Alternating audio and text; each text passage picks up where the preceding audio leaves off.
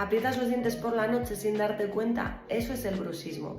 Y como cualquier otro síntoma del cuerpo, este también trae un mensaje para ti.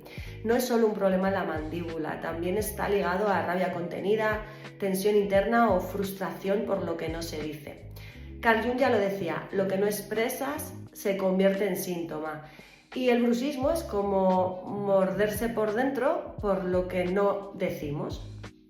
Si padeces de bruxismo, te invito a que pares, respires profundo y te hagas esta pregunta.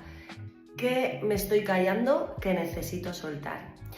Y no te olvides de esto, tu cuerpo no te ataca, te avisa.